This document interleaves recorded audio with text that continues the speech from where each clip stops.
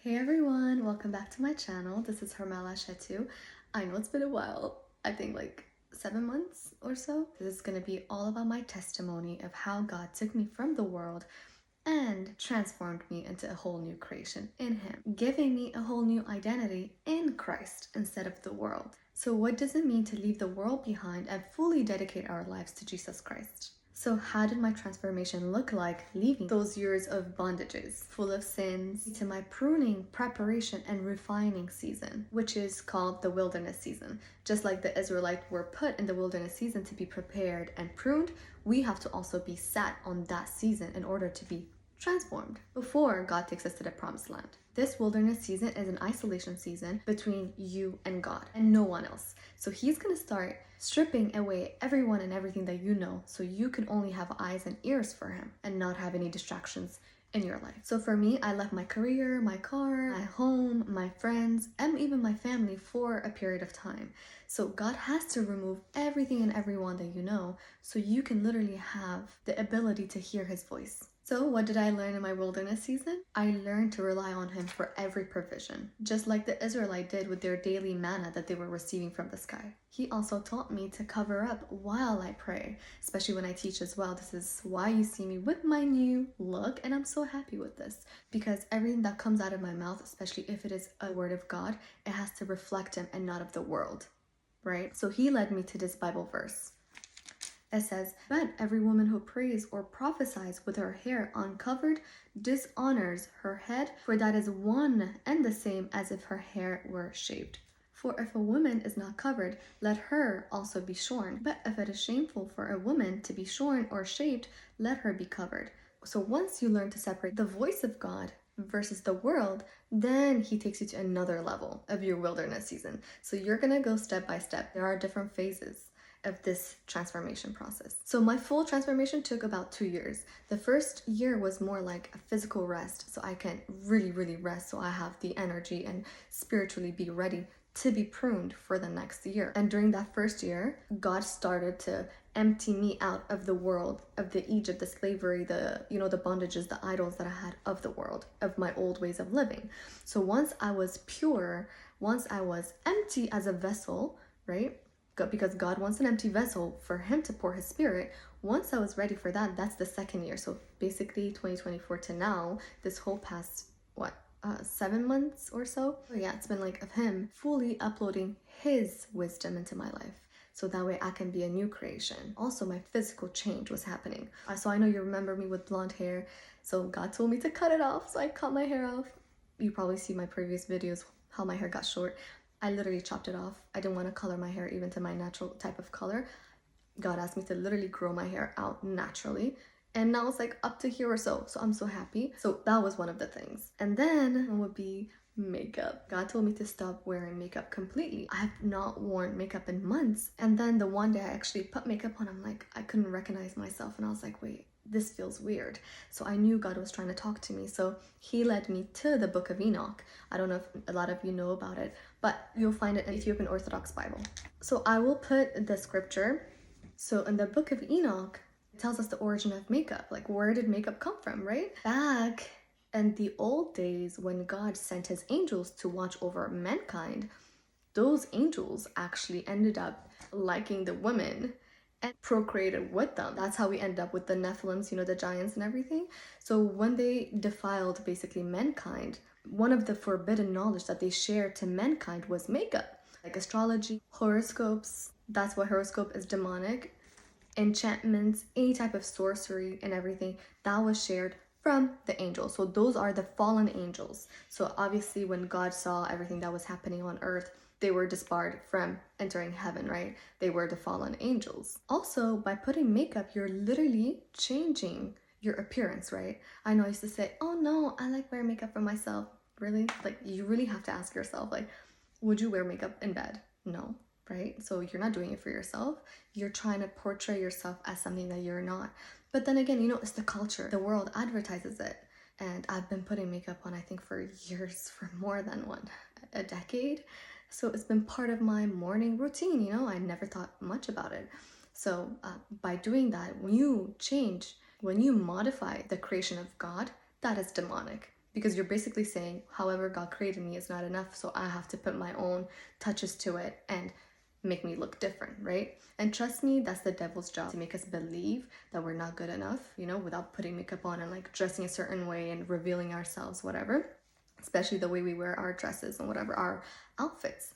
That's another thing that God also led me to change completely, to dress more modest, to change my outfits so I don't have to show my curves, because our body is for the husband and the husband's body is for the wife, you know what I mean? So the devil causing lust, right? Lustful things, so everyone can get lost and not end up being married. And if they end up being married, there's so many divorces happening for this reason. The women are not modest and the men are lustful. So if both parties don't change, a marriage cannot be a godly covenant, a holy covenant with God. You can't have one foot in the world and one foot with God. That's how I was, and that was why I was getting convicted by the Holy Spirit. You cannot be lukewarm. If you're lukewarm, God says he's going to spit you out of his mouth, right?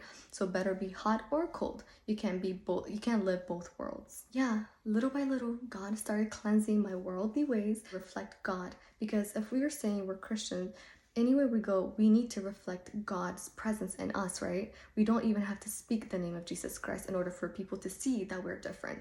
That's how we actually affect others to attract to Christ, We can't be dressed like the world, look like the world, and speak the word of God. That would be confusing, right? So we're sending the wrong message. That's why as Christians, we're set to be apart. We're called to be apart. So actually, when I threw my makeup, or the day I got the revelation of makeup being witchcraft, I knew I had to make a quick decision. I literally packed everything all at once and I started throwing it away, saying, Jesus Christ, I choose you, I choose you, I choose you. And I had to throw all the makeup off. So that way my fleshly desires does not kick back in and say, no, maybe, maybe a little mascara will do it. Maybe a little, blush.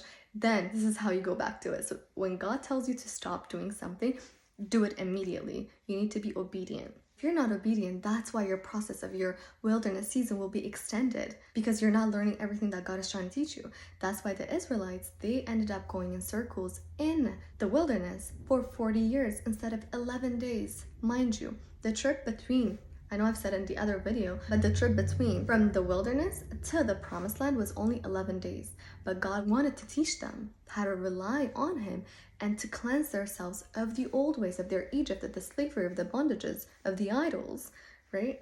Because they were so stuck in their old ways, they had a hard time understanding what God was trying to teach them. So they wasted many, many years, and some of them didn't even make it to their promised land, to their new creation, new identity of what Christ was trying to do in their lives, right? And another big thing is our body is not ours. It is the temple of the Holy Spirit. So whatever we do to our body affects the Holy Spirit. We're grieving the Holy Spirit, right?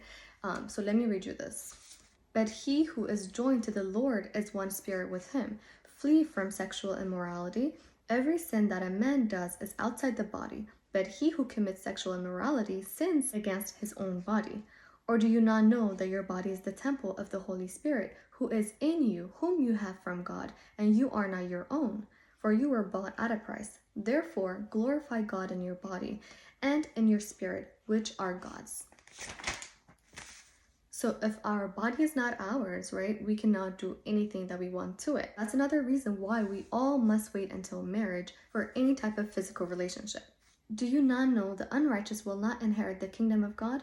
Do not be deceived. Neither fornicators, nor idolaters, nor adulterers, nor homosexuals, nor sodomites, nor thieves, nor covetous, nor drunkards, nor revilers, nor extortioners will inherit the kingdom of God. And such were some of you, but you were washed, but you were sanctified, but you were justified in the name of the Lord Jesus and by the Spirit of our God. So I'm not saying once you commit yourself to God, everything will be so easy and you're able to drop everything from the past. You will get tempted, super tempted actually. The devil knows when to attack you. So I know you'll fall many times. We all fall many times, but we have to get up. We must learn how to get up quickly and not let the enemy speak to our ears and make us give up in this process. Ask for repentance and try to do your best the next day. So transformation is a process. It takes time. So I hope this testimony helped some of you, at least one person. But my advice to you is take the time away from the world and surrender your full life to God and see the transformation happen. All you have to do is to say, Lord Jesus Christ, I surrender my life to you. Please start working in my life so I can be a new creation in him. And trust me, he will start working on you. When your life, by the way, starts to change after you start praying those prayers, you might think everything is going upside down, but it's actually for the best because, like I said, he wants an empty vessel, right? So you have to pour it down to have an empty vessel. Then he has to pour his spirit in so you can actually get all the wisdom from God and become a new creation. Because you can't have the old you and also have God in the same temple. So when he starts to take away those things, it is going to be tough. It really is going to hurt in so many ways, but it is for a purpose. Just like gold has to go through burning fire to get purified, we must go through that burning process to get purified as well. So anyways, thank you so much for listening, and I hope this testimony helped you. And trust me, the Lord Jesus Christ can change anyone. If he changed me, he can change you as well. Promise.